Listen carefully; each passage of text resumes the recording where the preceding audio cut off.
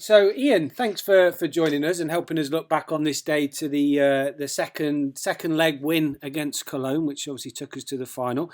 First and foremost, what was your memories going into that game and the trip to Germany? Like so many other trips, we went in quite relaxed. I mean, most of the pundits, certainly in this country, had written us off after conceding 3 goals at the first game. But we were quite confident that we could go there and get the result that we needed. They were a very strong team. They were full of German internationals, and they had a chance in the first, I suppose, 10 minutes. Had they scored that, it might have been so much different. But eventually, we came into the game and got our game together. And in the second half, obviously, history shows that from a corner we managed to get a goal, and we weren't surprised that we won. A lot of people were, but not us.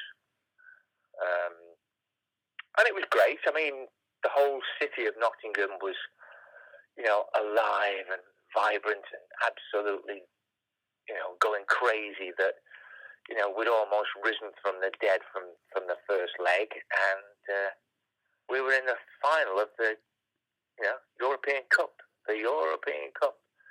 I keep saying, and all our team, we keep saying over the years that when we grew up as kids, the European Cup was Real Madrid and people like Puskas and Alfredo Di Stefano, and to think that we're in there on that same stage was a fantastic, fantastic feeling for us all.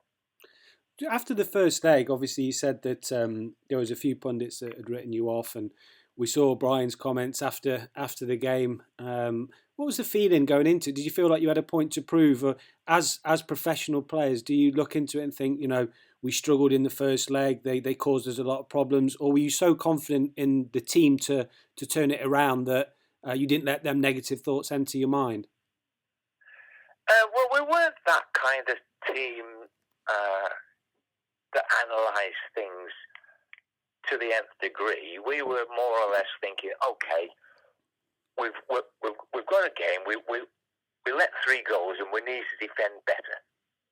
Now, having done that, we always think we can score a goal. So we go in thinking, as long as we defend better, we've got a really good chance of progressing. And we did very well on the night. Brilliant. Well, fantastic days. Does obviously we see the clips from Mr. Clough and what he said. What was he like behind the scenes building up to that game? Was it a consistent approach to what we saw, or was he telling us one thing and telling you something completely different? Oh no, he wasn't. He wasn't trying to pull the wool over everybody's eyes at all. It was just a case of that's the way he saw things, that we were very, very much in the game and we had a great chance. And we, as players, we obviously were of the same opinion, but we would just get that confidence from the manager, and we had to portray that onto the pitch, which I think we did eventually. But no, there was no kidology, no brinkmanship. It was very much a one-off game. We've got a very good team. We go out and we play. If we play anything like, we can win the game, and that was the attitude.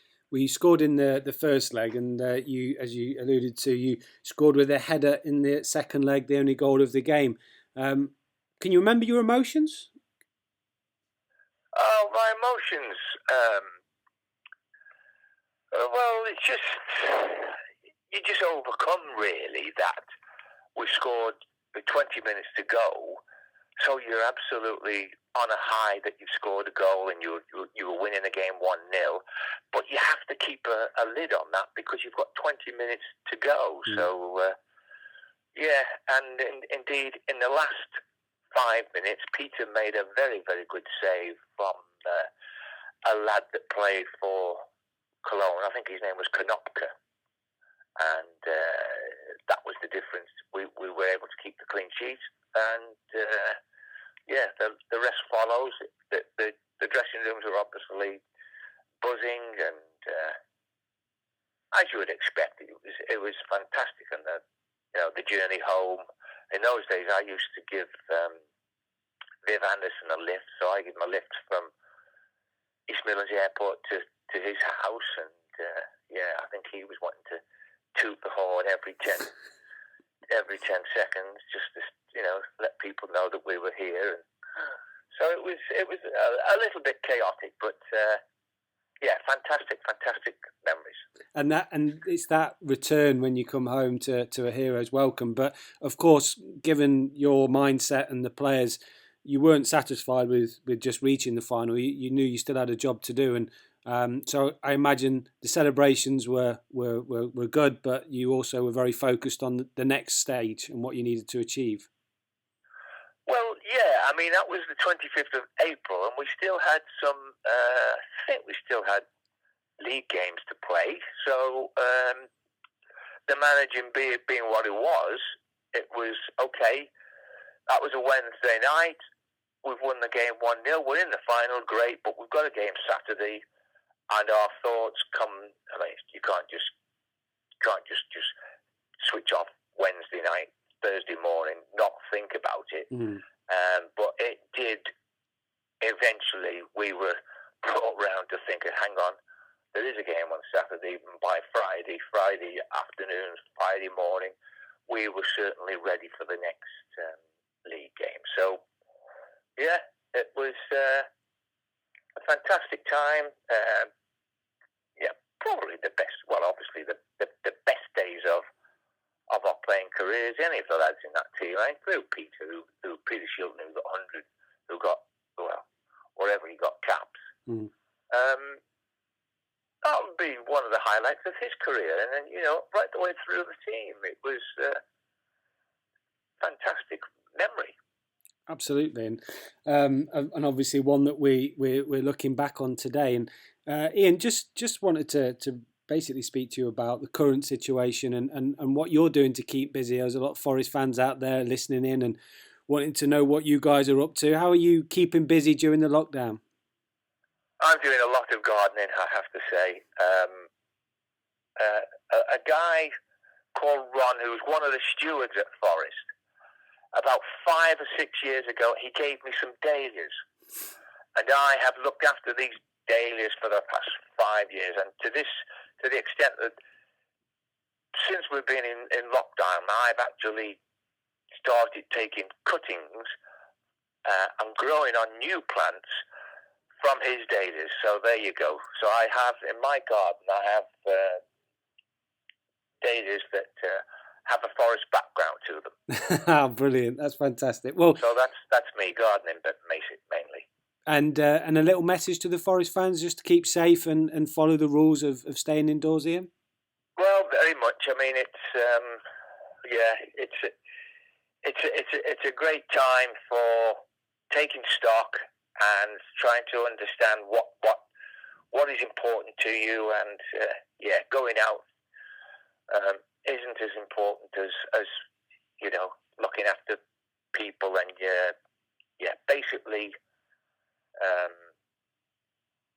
protecting yourself and just staying safe, because the good times will come back. It may not be as it was, but in time they'll return, and it does make you realise that the important things of life are just about that. You're just about your life itself, and just stay inside without wanting to sound too political. Just stay inside, protect the NHS, save lives.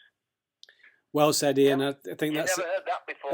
No, I think that's a fantastic way to finish it, and I think that's really well said. Thank you so much for speaking to us.